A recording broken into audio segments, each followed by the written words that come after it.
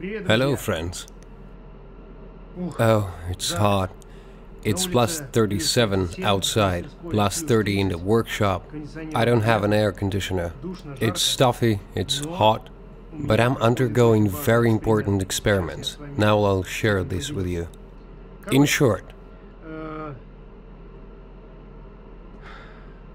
I've been working on Les Paul Greeny for a very long time, and the very last thing that I have to do is to make the right bridge and tailpiece.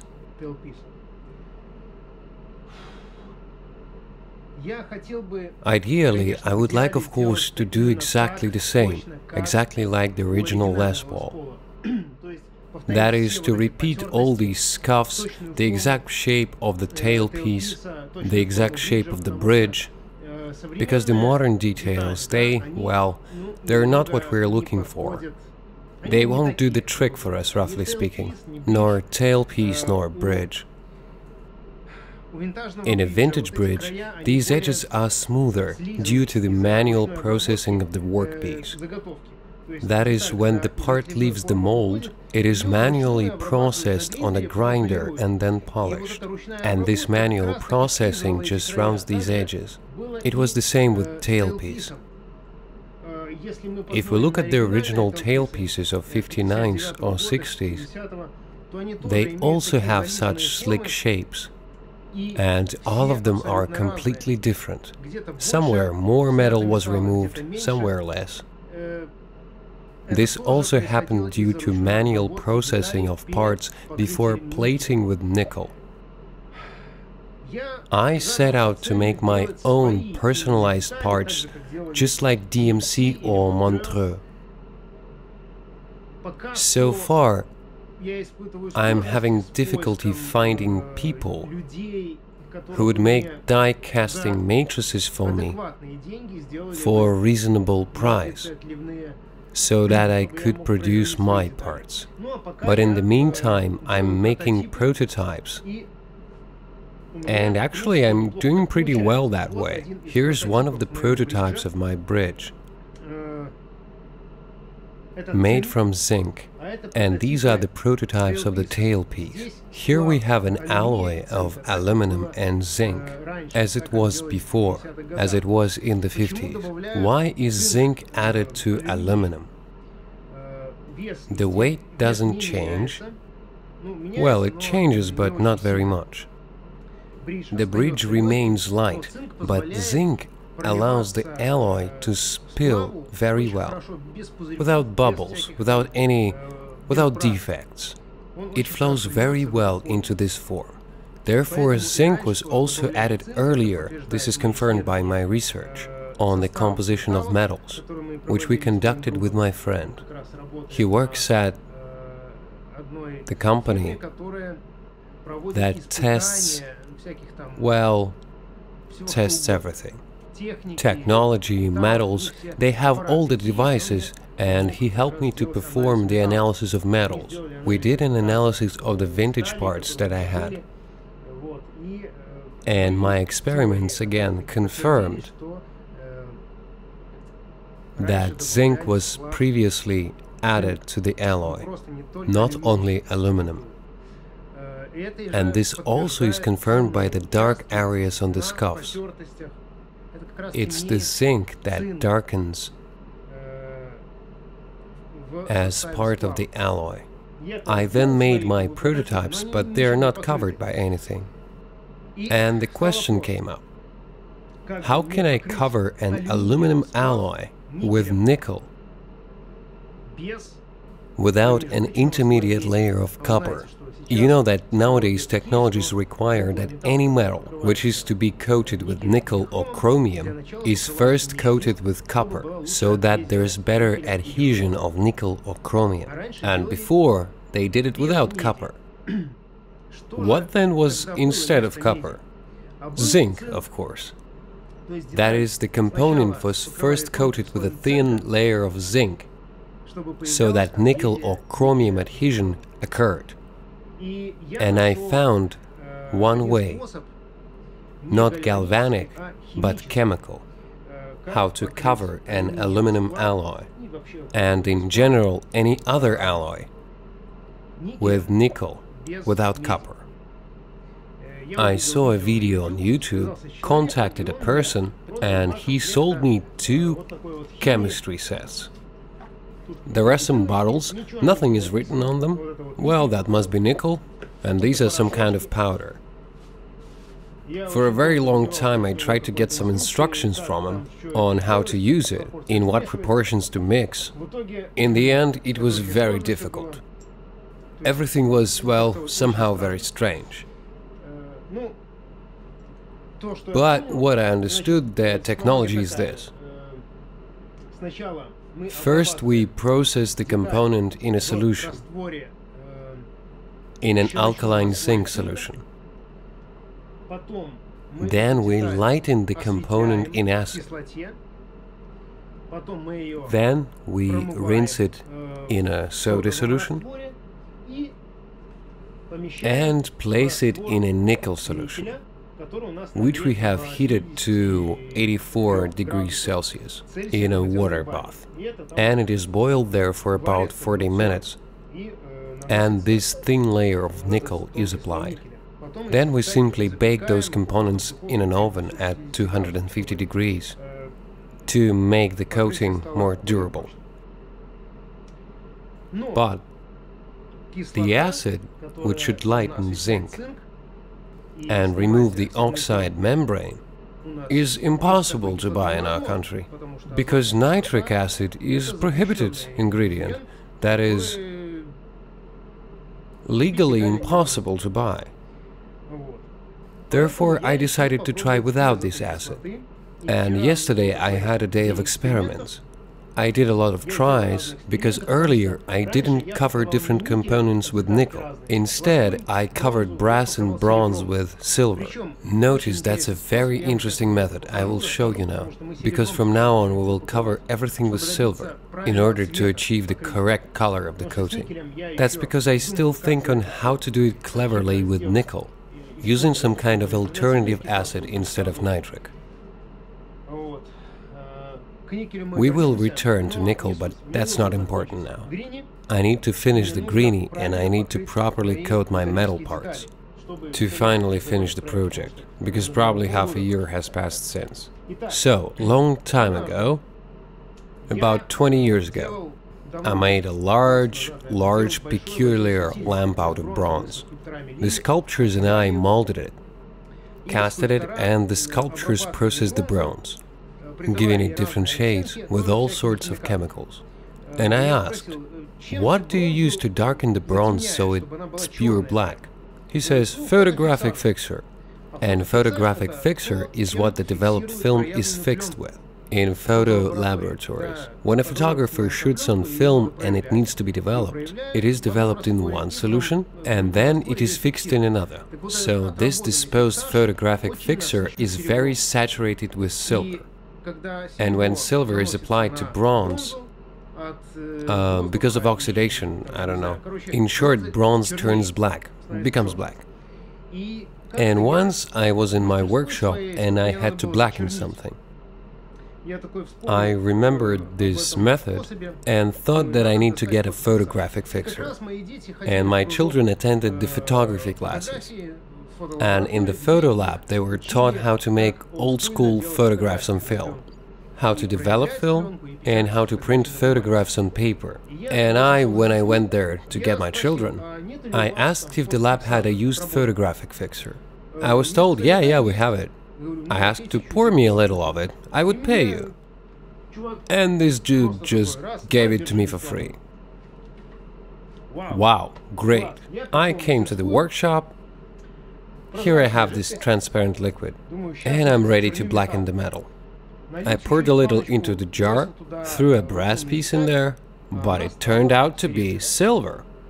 And I'm thinking, what the... I wanted to blacken it, but then why I get a silver finish?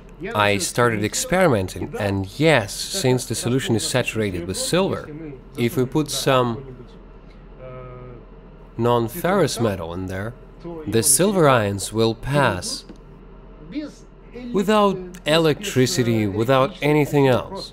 They just pass and stick to this metal.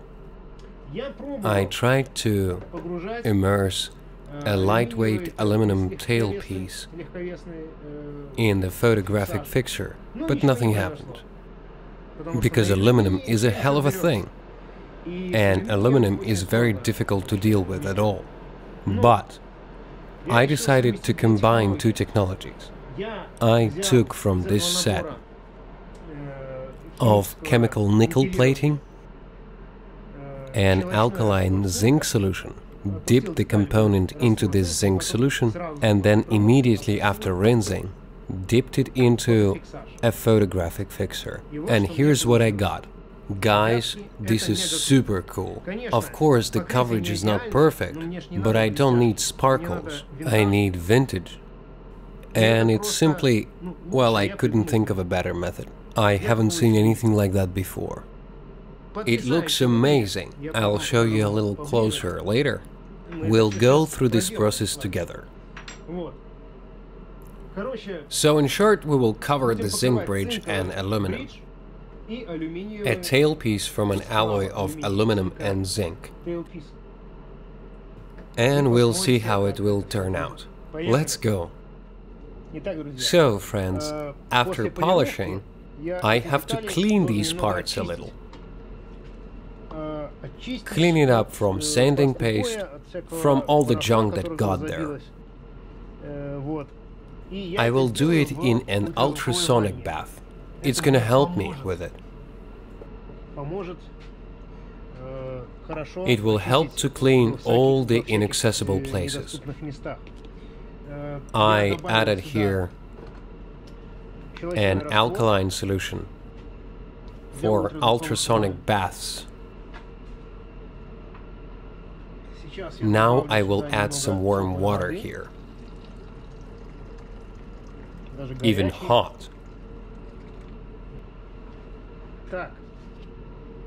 So we lower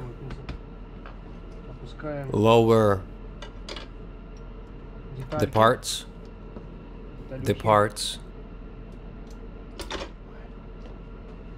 and set them to 50 watts for 180 minutes. 180 seconds, sorry. There it goes. The dirt comes out immediately. So that's that. The process has begun. But for now, I will tell you how the photographic fixer works. I will pour the fixer into this jar. And look, I pre-sanded a little brass piece of metal. When I immerse it,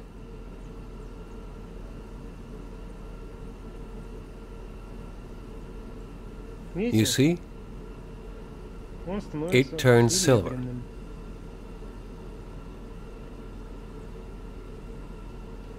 That's the process. And to cover the aluminum, I have this alkaline zinc oxide solution. Zinc oxide is zinc white, and as I understand it, it has sediment for some reason. I don't know if I did it right, if I mixed all the ingredients correctly, but it works. So let's try to do the same now, only with intermediate galvanization. I immerse it for about 10 seconds. I do not know what will happen. I do it for the first time.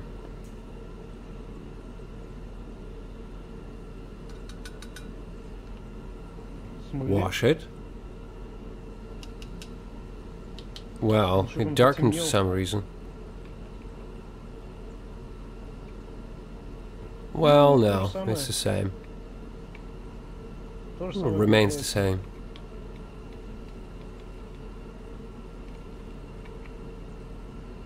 Silver sticks, and I would even say it works faster.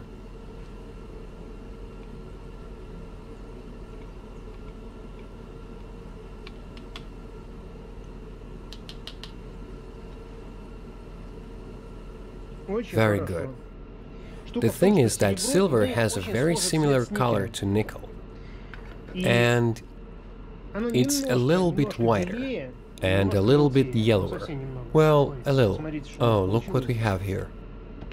Oh, you need to wipe them off right away while they are hot.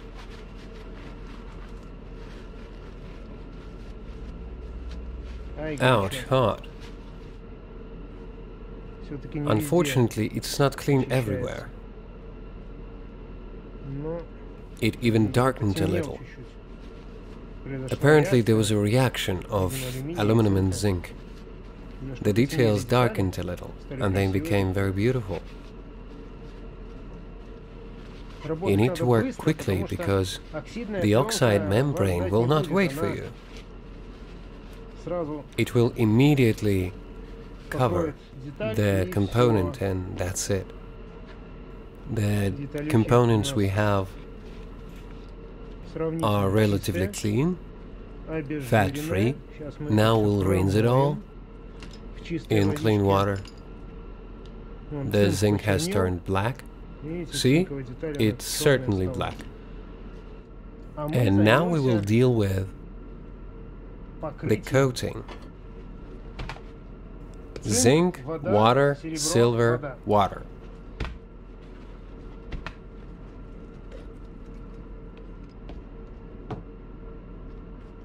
Since we have aqueous solutions, it may not be worth using acetone either.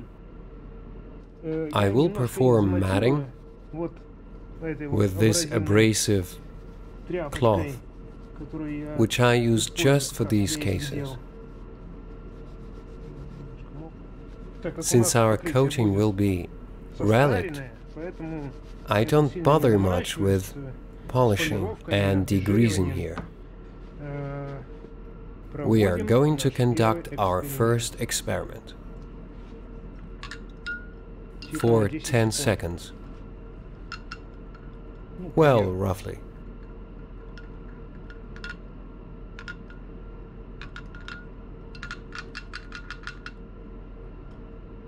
I think that's enough. Get some water, rinse.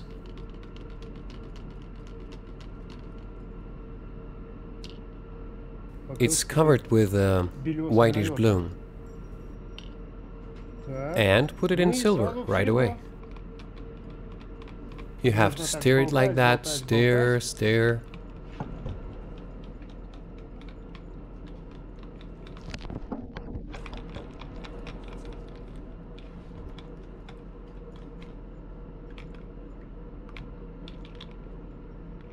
Well, is it covered or not?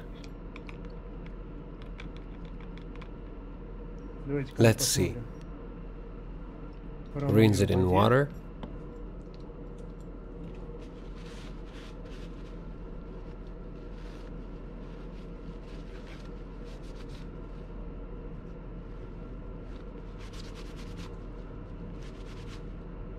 No way. It doesn't work.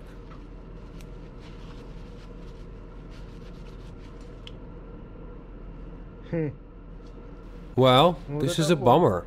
Yesterday evening it worked out, but today it didn't. So let's try to immediately immerse this one without zinc, because this part is made of it. So why didn't it work out?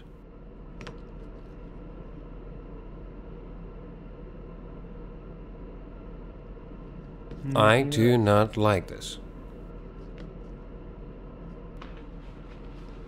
Oh, what kind of reaction is that?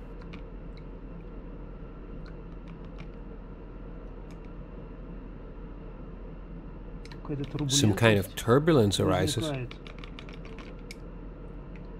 But it's being covered as planned. Everything is fine with the zinc. Silver generally sticks to zinc like butter on bread. What do we have with our bridge?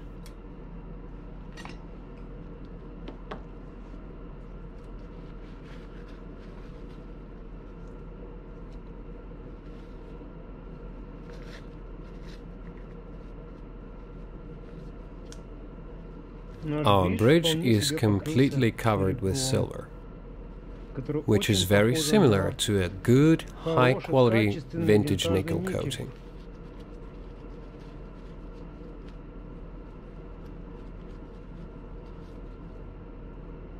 Oh, what a beauty. That's what we got.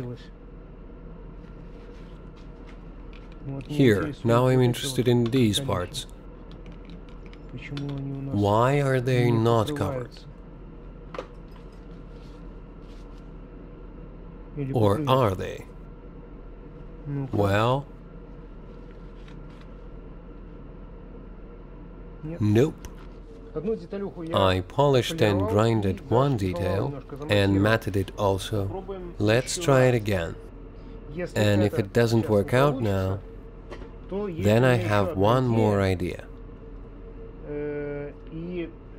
And I will restore the process that I did with those details. So, what's with zinc?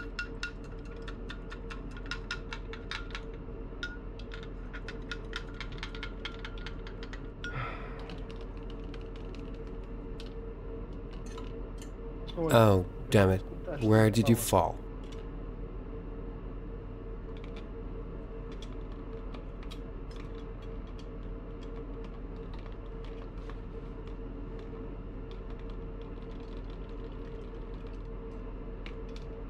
Whoa, whoa, whoa. The process has begun. It certainly has begun. Have a look. First it turns black and then brightens.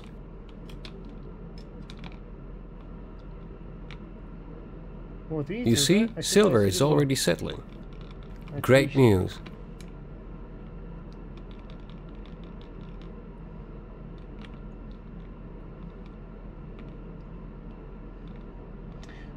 Yes, apparently this alkaline liquid, which frankly helps to wash off all the junk from the parts, it reacts with aluminum and creates an oxide membrane that does not allow silver ions to stick to the surface. So, what happened?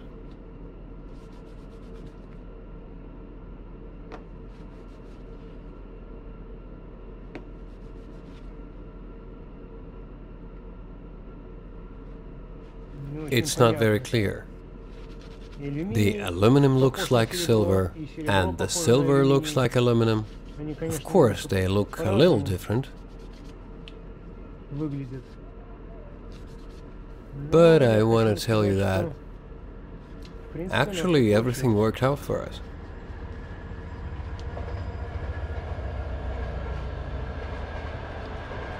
I immersed the previous parts in ferric chloride, and it seems to me that ferric chloride helps nickel and silver to cling. And now I will do the same, and then once again I will immerse it in nickel and silver. Let's see. Oh, it hisses. So... Okay, water. Ew. That's disgusting.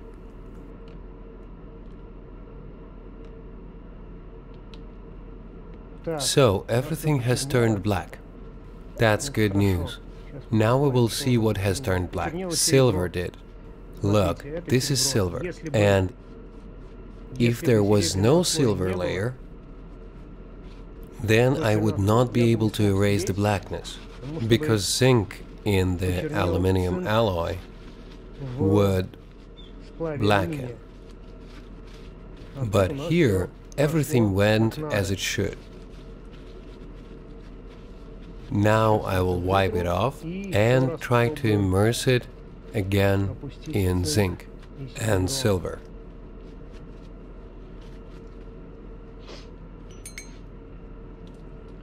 It seems to be going well. Let's make the second layer to make it stronger.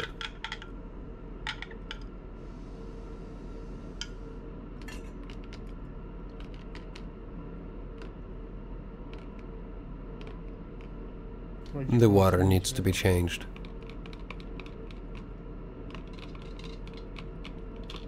Let's pour in some water.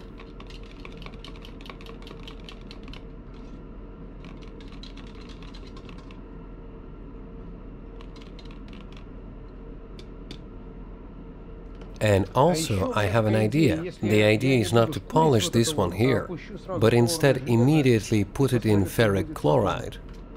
Maybe the ferric chloride will etch this oxide membrane, and acid won't be needed. Maybe. I love to experiment. Look, it turned black. Okay. Oh man, you need a separate can of water for this ferric chloride. Turn black. And now.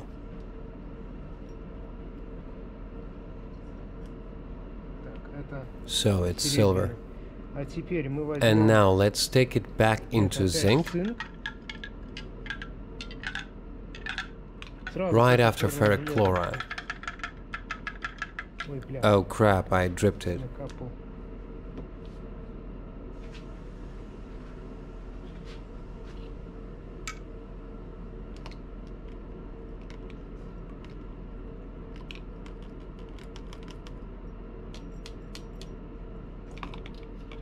And now into silver.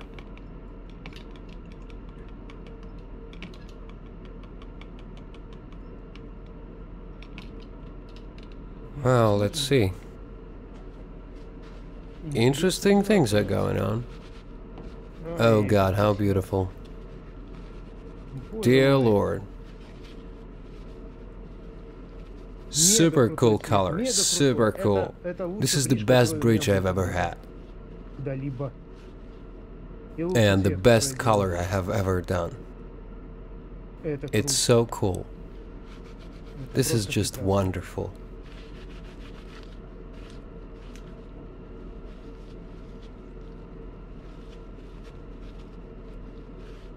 Oh my God, how beautiful it is. Great, so this one turned out amazingly.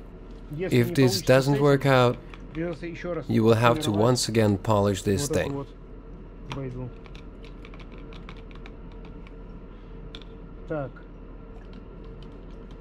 So I don't even know if it worked or not.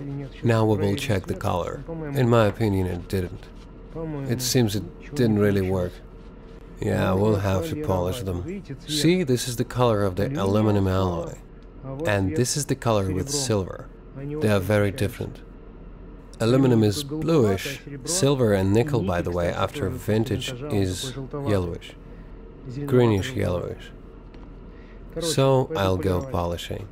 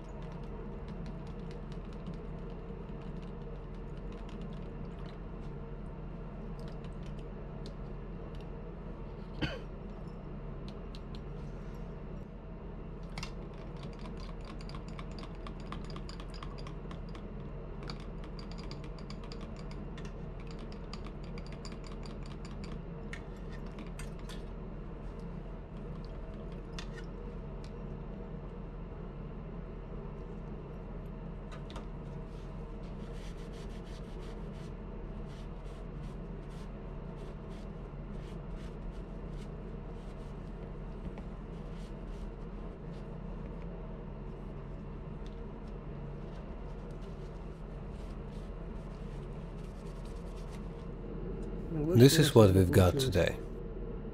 They are all a little different, but very beautiful still. Some kind of stain has appeared here. You need to remove it.